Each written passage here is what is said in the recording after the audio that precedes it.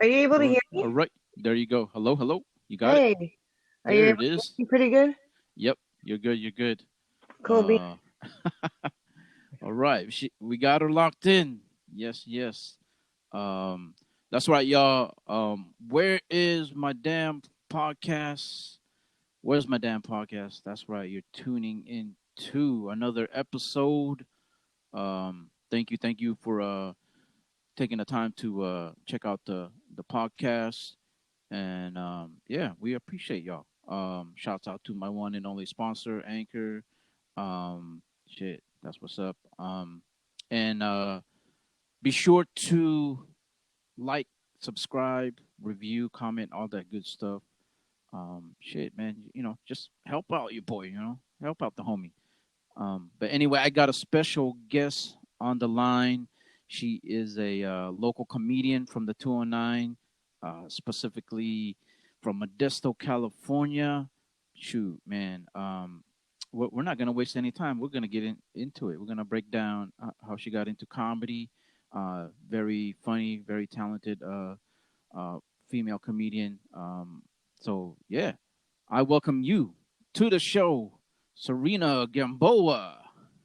Hey, What's up, also girl? known as the Spicy Latina. Yeah, I almost forgot about that one. Yeah, yeah. That is right there. How are you doing so far? I'm good, man. Yeah. Just kicking back, chilling. Taking some dabs, smoking some weed, quarantine life. That's what I'm talking about. Yeah, we're gonna get into that. Hell yeah, that's what's up. It's Um, California. yeah, I know, man. The shit, light it up, y'all, light it up. Yeah, I met Serena. I'll kind of intro you a little bit. I met Serena for the audience, the listening audience. I'll um tell everyone how I kind of met you. Because when I got started, uh like it was still early. I started in 2018, and I think I met you and seen you like summer of 2019. I think the very first time I seen you was when Nick threw on that show at Reyes Barbecue. Yes, sir. Yeah, I was just yes. telling Dad that's you. He's seen you perform there before too. Yeah. So man, like I said, man, she's funny, and I believe we did a couple other showcases too locally in Stockton. So It was the Impresso I headlined, and I remember. I believe that wasn't that one first because we hadn't really like been on a show together yet, and then yeah, the yeah, barbecue was kind of second. kind of technically, yeah, and then yeah, Impresso, yeah, that was like right there, right by the theater, downtown in Stockton, and then another one was like towards the end of 2019, A23. You remember that one? Oh yeah, that was a fun one. Yeah, definitely. But man, Serena, thank you for spending a few moments with us. But yeah, let's get into it. Like, how did um like break it down? Like, how did it get started for you in comedy? Well, I actually just celebrated my 7th year comedy anniversary here at the beginning of March. So, Bam, there you go. um, and then I've been producing for about 4.5 to 5 years. Mm-hmm. So for me, comedy started well here in Modesto, technically at a place called Heroes, also known as Saint Stan's. It Mm-hmm. was a comedy competition with probably like 23 comics and like 200 people, and that was my first opportunity to perform was a big competition. Wow, right out the gate, huh? Yeah, yeah, it was the worst set I've ever seen still to date. All respectfully, like that was the worst. That was hot shit, man. Like that was the worst set I've ever seen in my life, and it was mine. And I'm really grateful that I've grown so much since then. But Mm-hmm. Oh man, I almost cried, and someone said I looked like I was gonna cry, puke, and pass out all at the same time. It's so true. And I was really contemplating not coming back, but if it wasn't for a couple of comics that had started a couple years before me, Right. that give me a pep talk and tell me don't quit, that Yeah. you know what, I probably would have. So I'm really thankful for that moment in time. But I got started in comedy because uh, well, I mean, we're always good at like, naturally just, talking shit or making jokes with your friends and stuff like that.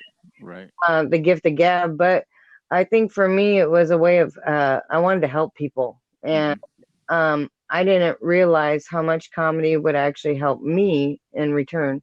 So it was a lifesaver. And I think that it's a way of, like I said, laughter is the best medicine. So making people smile and laugh at the end of the day, like that's what I live for, so um to me that's what got me started, was just the idea of being able to make people laugh. Make people laugh. Yeah. No, I hear you.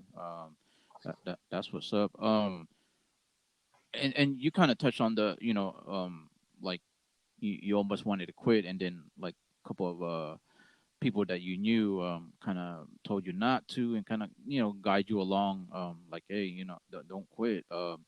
And you need somebody like that actually, because as you know, like in this business, like it can be rough sometimes, and It's dog eat dog, man, yeah, like yeah, it's doggy dog world, man.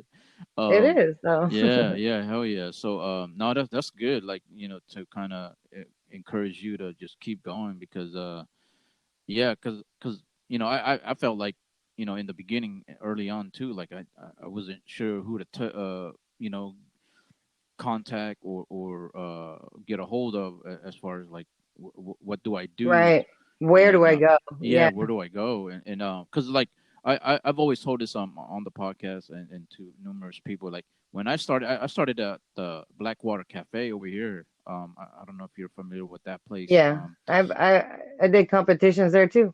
Yeah, yeah. And so the first few times I went up, no comedians, and I was like, I was trying to look for other comedians. Like, wait a minute, like, where's the other comedians? Like, I actually want to, hear someone else, like live. So, in person, just trying to pick up maybe some tips and stuff. But not until I went to Finnegan's, where I met Oh, Saul. Yeah, and then I okay. was like, all right, like, damn, finally, like, actual some actual comedians that I can talk to,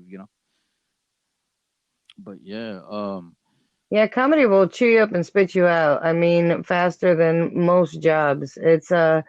It definitely puts a lot of different things into perspective once you start. Like, you got to come prepared. You can't just wing it, mm-hmm, as much as yeah, you think you can. You just gotta. It's a lot of hard work, and I right, think that there's a lot of people who like it as a hobby, but don't actually find the passion to stick with it as a career, and kind of fall off in a couple of years because it's yeah, it can be a bit strenuous on the mind. mm-hmm, yeah. So Now, oh, go ahead. Okay, don't mean to cut you off. Go ahead. oh no, but yeah, I agree with you. I didn't know where to go for comedy for the longest time. Like, I always thought about it like, ooh, that sounds like I could do that. And my dad always encouraged me and raised me with stand-up comedy and stuff. So I think that's where I get it from too, is my dad was a big jokester. Mm-hmm. Um, but the but when someone told me, Jimmy told me to go to the Speakeasy and go watch some comedy there and get an idea of it. Yeah, He was the one that first put me up and at that competition. So I mean, yeah, if it wasn't for someone like you said, like leading the horse to water, then it mm-hmm, may have taken longer to get there. right.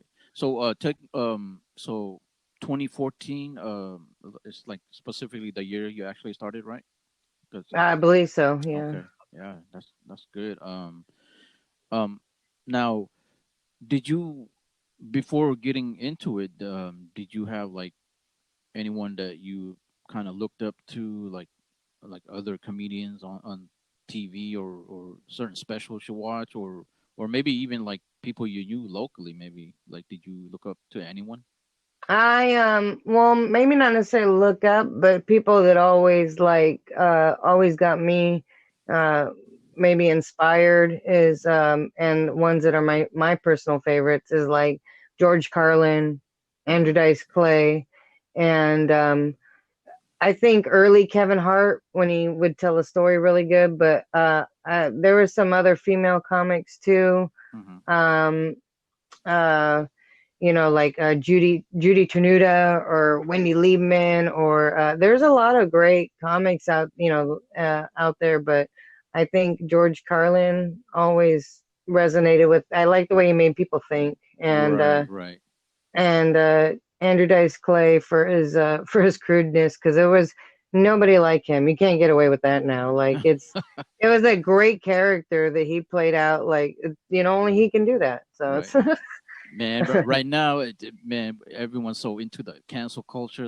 That's the, oh my god. Yeah, he says a lot of colorful words that women don't prefer, but I think you know what, that's the thing about comedy is it's gotten way too PC, and I think that like people like Joe Rogan and stuff like that keep people thinking, keep it Dave Chappelle, the new stuff, like it keeps it Hmm. alive, to where we are supposed to break barriers, and it's not supposed to be PC. Yeah, and at the end of the day, it's comedy. Like seriously, people, like come on, let's have some let's lighten up a little bit. Right, and it's also from people's perspectives too, and and sometimes people don't mean to offend others. They just find that funny, and that's where, at the end of the day, it's kind of, like a game of psychology with your audience. It's like, what are you gonna find funny, but what do I find funny that I can make you laugh at? Right. Yeah, for sure. Um, as far as like your comedy style, like like do you how do you describe your comedy style? Like, do you take from like um be a personal experience or stuff from current uh, events, or how do you describe it? I would say my comedy is blue comedy, and if, for those of you who don't know, it's like a little more sexual or crass, especially from a female. I say that the reason why I call myself the spicy Latina is not just because of my culture, but because of the words that come out of my mouth. Like you're not gonna expect that coming out of from this little cute face. Hmm. It's a bit like whoa. It's a shock, and or as someone called it before, shock and awe Yeah, yeah. factor. And I get the colorful words because I was raised by a Marine, I say, and and stuff like that. But honestly, I like to pull from a lot of life experience. I'm 37, and for me, Hmm. um, I don't want to offend nobody. I'm not good at politics. I'm not good at religion or any of that kind of stuff. That's kind of Right. off limits for me. But I like to joke about myself and say my date or whatever, and just Hmm. it's joke a lot about weed that I do. Am big about. I like to implement cannabis and epilepsy Hmm. into my comedy because, for one, when you think of like famous female comedian, you don't like pothead female comedian. You don't Nobody comes to mind. Like for me, when you think of pothead male comedian, you think Dave Chappelle, Joe Rogan. Like you have names, Doug, stand up. You got all these names of people that you know um, that That come come up. across Yeah, for men. yeah. But for the females, there's not really like a stoner material type comic that much Hmm. as on the females. But and also, I've never from so far from my experience heard anybody talk about epilepsy in a personal perspective. No, And you have a point there. Yeah. Nothing comes to mind. That I recall. Yeah. I mean, I've I don't watch a whole lot of female comedians, but the ones that I've seen, like, yeah, nothing comes to mind. So yeah, there you go. You kind of maybe you have a own lane, your own lane right there. Yeah, that's what I would like to do with my comedy is break barriers for not just, but for epileptics and everything because I think one time somebody asked me like you have to be on stage with flashing lights. Isn't that like a trigger? I'm like, yeah, they're like, isn't that like the worst job you could pick as a And I'm like, kind of like I never thought about it like that until somebody pointed it out like that. Yeah, my, like I don't know. It's from all the raves back in the day. Right. Uh, all the light shows and ecstasy. But Strobe no, lights. yeah, no, don't do those. Yeah. Oh uh, man. but yeah, I like to implement some of that humor because whenever you hear about epilepsy, it's always from like a outside perspective, like that guy had a seizure, never, Right, you know. right. Yeah, no, I feel you because um like drawing from your personal experience. I mean, it's a must. I mean, you gotta, as a comedian, you gotta put that in there as far as your stand up. And like for me, I'm visually impaired, so For um, sure. and I'll throw that in my comedy as well. And yeah, I mean, you just kind of have to do you, and kind of try to build a niche or a lane, and be unique in certain ways. Yeah, Yeah, there's always a demographic for somebody, right? yeah, yeah, yeah. And um like in my situation, it's interesting because like there's not a lot of us. Like I'm pretty sure, I don't want to sound egotistical that I'm saying, yo, shit, I'm the only one. Like I'm pretty sure I'm not gonna be the first one nor the last one. I'm pretty sure people, others have tried it, but out here, like Right, there's really no one that I know of. I mean, you've I know Insane Wayne. He's in the wheelchair, and we kind of go back a ways a little bit, and then there's a couple other wheelchair comics that I've met, Dan Smith, and right. and other Braden, comedians with yeah, disability, but no, visually impaired comedians. So right, it's like, and but hey, hopefully I can, like you said earlier, you want to be able to be passionate enough and stick around and build something for yourself, and which, like, man, I'm addicted. I love this I love this shit. And you touched on it earlier, like you just want to make people laugh, and I want to be able to do that. And and then hopefully get to kind of like where you're at, like you're 7 years in. I'm like gonna be 3 years this year, but um and hopefully continue on as much as right. possible. um and you mentioned about your dad, like so he's a marine, he's a jokester. Did you get a lot of influence from that as well? Yeah, my dad definitely had the sense of humor. My mom has like very little. So I did definitely no. I love my mom, but I think our sense of humor is very different, and I definitely get a lot from it from and my that and that's a, and my that's a dad's trip. side of the family. Right, and that's a trip because Marines are like known for just military, and then like quiet, and all Mm, serious. But that's the trip. boy, there's some crude no. They say you'll know a Marine by the way they talk, and that is very true. So yeah, they're as bad as like middle-aged women at the club. They're pretty foul. Yeah. And so you mentioned as well that you've been booking shows or producing shows the last few years. Um, how's that process been? Like, how are you? Like, you know? How I did you start get into that. do? Yeah. Yeah. Well, actually originally started producing shows at the Brainwash in San Francisco. It was one of those like top 10 places to visit. It was made the papers. It was around for for years. I think like 10 plus years. It was around for a long time, and it had an open mic every day. And it was, Hmm.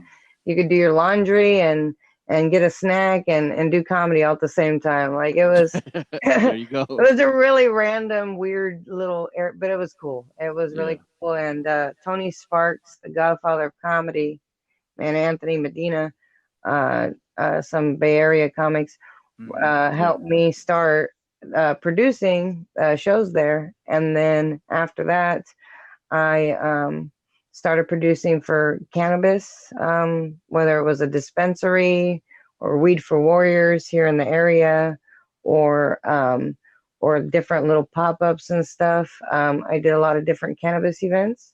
Hmm. I did. I started doing an open mic here in Modesto for about a year, and I also did a place called the Our Place Music Club in Livermore, California. And Hmm. I started that about, and that one's cool. That one was interesting because it was a music venue, Our Place Music Hmm. Club. And some guy found me on Facebook and said, "Hey, do you want to do some comedy with the open jam night?" I said, "Sure." Came there, they paid me to do time by myself. No comics had Hmm. ever done time there. And I was like, okay. And then another fellow comic, I call him a brother, he he asked me, "Can I get a spot on your show?" And I said, "Well, it's not a show yet, but hold that thought." And then Yeah. Yeah. I started running shows there. We were going to celebrate our 4 year anniversary until COVID hit, and then Mm. that it's Alameda County, so things are on hold right now. But I'm Right. hoping we'll be back, and we were doing shows every first and third Tuesday of the month, Nice. and it was getting good. It was we had we've had taco sponsor, taco truck sponsors. We've had a lot of cool stuff happen there. Um, but yeah, I just started asking people like, "Hey, you want comedy?" Like wherever I Hmm. went, just, "Hey, you want some comedy?" Like, and you'd be surprised how many people were up for that. Yeah. Yeah. No, that's Um, what's up. so for me, I I think that I make a good leader, Hmm. and I think that I also produced another one here in Modesto too called Santo Cielo, but Hmm. I think that was a one-time gig. Now, Uh, but yeah, I think I'm a good leader. I think the comic treated well, and it's a very hard job, and it gives you a lot of headaches. And I think that not everybody's equipped to be a producer or a good producer, and well, where it's a lot more put into it, right? I responsible. Oh mean, you yeah, gotta. Yeah. Yeah. I make the flyers, make the event pages, invite the people, pay the comics, host the show, Hmm. put the lineup together. Like, I do when it's my show, I'm We're, in charge of that. So, um, yeah, wearing a lot of different hats. Yeah. Yeah. and I That's and for me, I actually I enjoy performing a lot, but I love being a producer too. Though I like making comics enjoy their job just as much as the audience. there you go, Yeah. Serena, man. I'm down to do a show, Serena. So,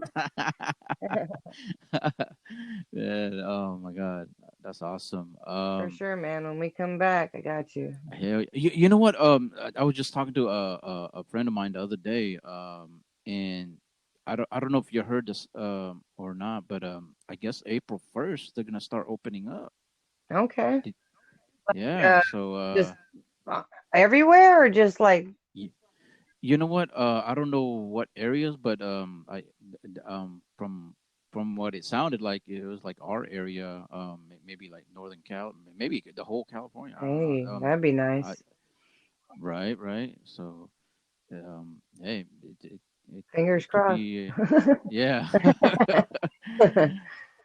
Oh my God.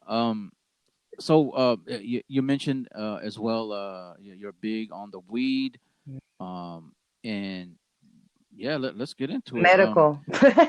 Yeah. Let's clarify that medical. Um, like, what's your favorite strain? Oh, Boy, that's a tough question. Oh, gotta give you the hard hitting questions. I know, right? What's the most embarrassing thing you've ever done? No, don't ask me that. Right. I you know what? It's hard to say because there's so many strains out there anymore that have crossed with this, that, and the other thing. I know, right? I mean, man, it's Um, crazy. but for old school, I would say Trainwreck or some Granddaddy Perp. New school, I do like a good forbidden fruit or like some kind of like citrusy, orangey thing, you know. Oh, I tried the forbidden fruit. That's a good one. I like that one. And Sunday Um. Driver is good for pain. I like that one too. Oh, okay. That's what's up. Yeah, old school. Yeah, I've tried those as well, and yeah, those are that's right up there. Um, Now here's the thing. I've noticed like when I would go on stage, right? I would sometimes I'll grab a couple drinks and stuff, and if it's at an open mic, just whatever, Right. you testing out your material, you don't really give a fuck. But I've noticed after a while, like I kind of shot myself in the foot when doing that, like in some maybe like one or two showcases, and that did not go well for me. And then I even had edible. I tried Oh, edible on stage. mm-mm. And luckily, it was a open mic, whatever. But but man, I think I need to like not do that. I agree. I agree. So like, have you gotten like share any experience? Like, have you gotten Same on like edibles. where you had? That was all bad. No, I like how you Uh, said on open mics, you just don't give a fuck. Hey, what are you talking about, Elvin? I put 100% every time I go on stage. no, No, I was kidding. I don't at all. I ate a right. dick last time. No, but anyways, that's neither here nor there. No, I actually, I did the same mistake. I went to one of those little, cannabis pop-ups here in the area and took a 400 milligram edible the night before a big show at Tommy T's. And I didn't know that it wouldn't wear off in 24 hours. I thought I was going to be golden, but I was pretty high for about 2 days. And And 400 milligrams, that's a lot, right? yeah, Is it? that's not. I don't recommend it to people that don't eat edibles because that's not that'll make you feel like you're dying. You're like that cop that's like, "Oh my God, we ate an edible. I think we're dying." Oh yeah, I remember. If you, I remember that. um, but I had a show at Tommy T's, and they were actually some of the guys that were doing like Kevin Hart special, the Heart of the City. Some of the Hmm. guys from Oakland were there, like practicing for that at Tommy T's that night. So it Yeah. was a big deal, and it was another competition, of course, it had to be. And I ate that edible, and I was still really high the next day. I was like, let me get a rock star, let me ride my bike, let me Yeah. do what I can to wake up, and nothing worked. It just wouldn't go away. So as I so as I went into the club or whatever, they kept bumping me. They kept, throwing those other guys on and stuff throughout the Yeah. competition, and so I was like, okay, I have time to eat, maybe sober up and stuff like that. Well, as I was Yeah. eating fries and my eyes were starting to open up again, I, I I look like you, Elvin. I look like no, I didn't look Mexican anymore. My eyes were almond shaped. You know what I mean? Yeah. Um, but Mario Hodge was the host, and I believe at the time, and Lucky Dollars had to take over because someone in the audience wanted to fight the host, and he Mm. called out his when did one of those yo mama jokes, and he didn't like it. He called on his mama, so they threw him out the club, and it was kind of it kind of made the audience, like real quiet, like it was like, you know. and everything. So Mm. everybody was on like kind of like on the pins a little bit, but On the edge a little bit. yeah.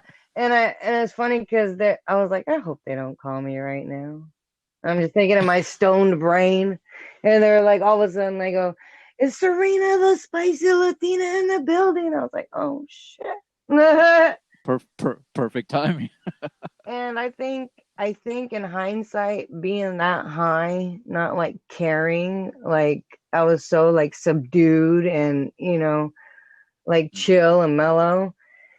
I even said, why they have to call me after the fight? And I had one of my best sets to date there because I had like I think I had their attention and but yeah, I don't ever want to eat an edible like that again because I was nerve-wracking even though I didn't seem like I was.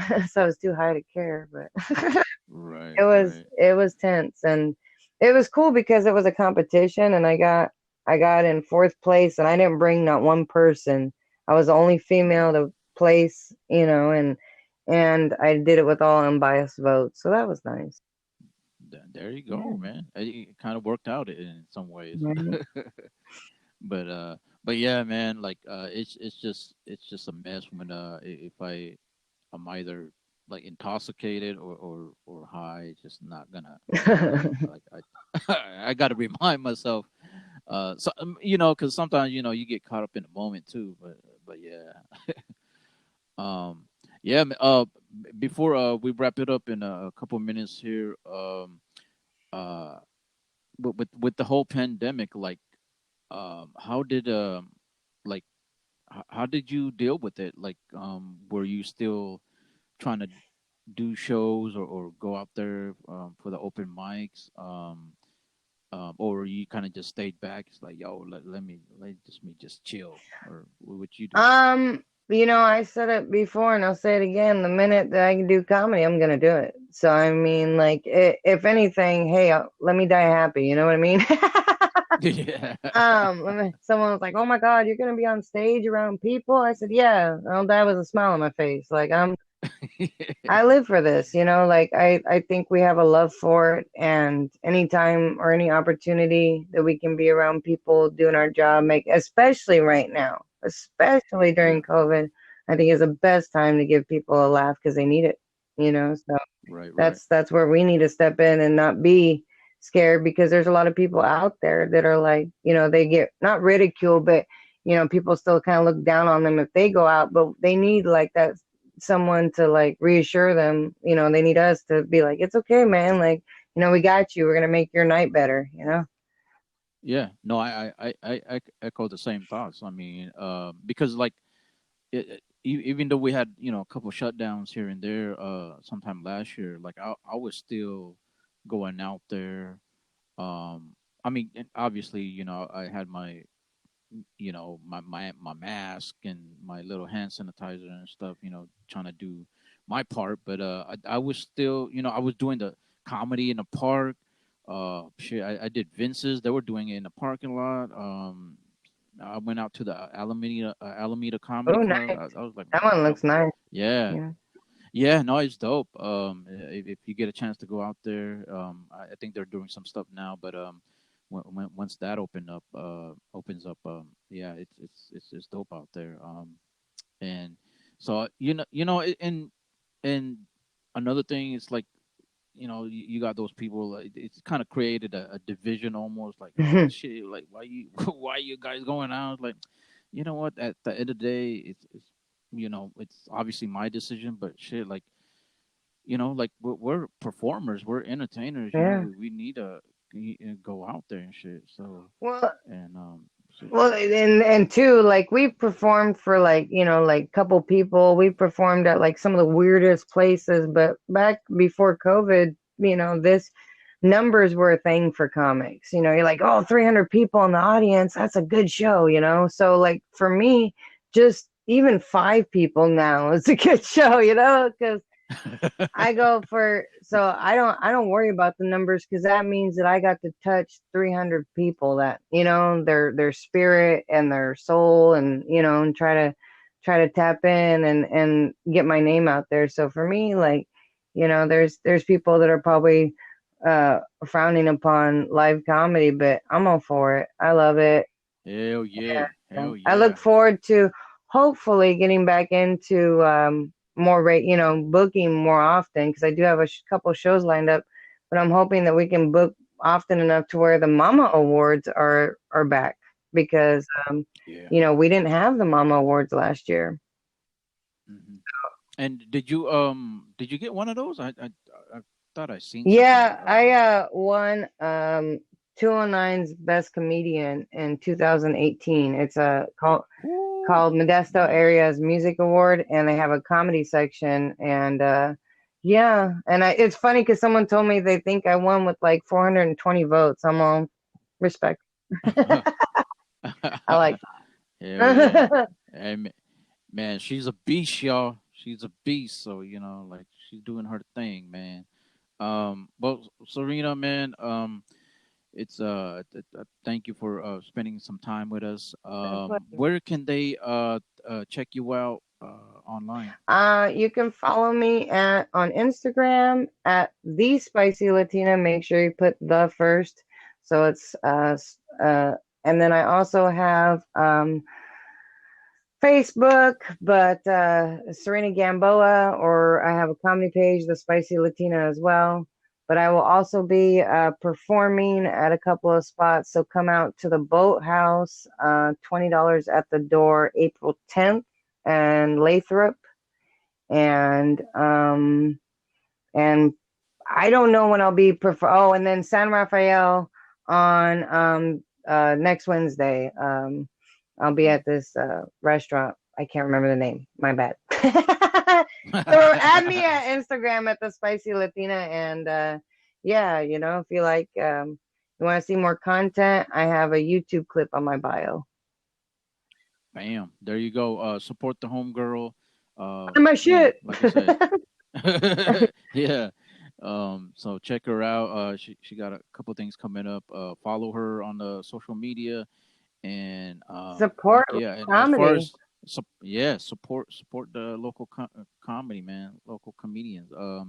As far as my stuff, where's my damn podcast? You can find that on every streaming platform, Spotify, Google, Apple Podcasts. So, like I said, man, subscribe, like, comment, review it, all that good stuff. You. This will be on my YouTube channel as well.